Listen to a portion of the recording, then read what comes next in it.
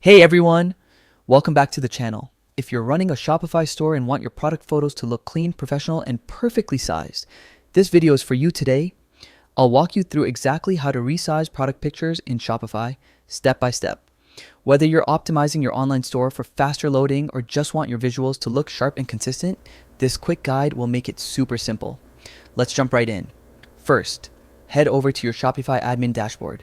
This is your main control center where you manage everything: products, sales, and content.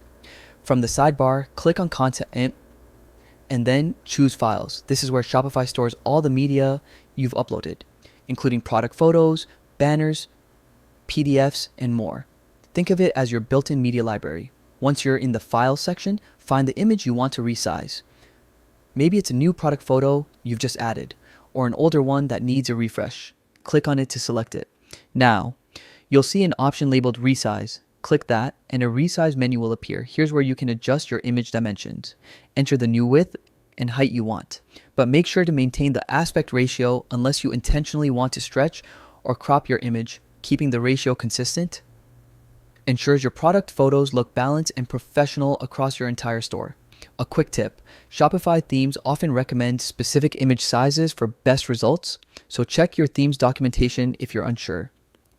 Once you've entered your desired dimensions, click Apply to preview the changes.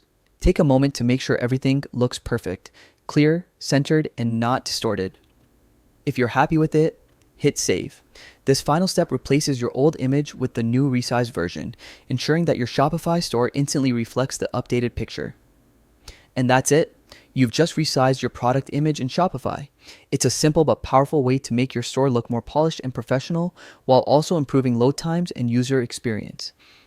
If you found this tutorial helpful, make sure to like this video, subscribe, and hit the notification bell so you never miss a Shopify tip or tutorial.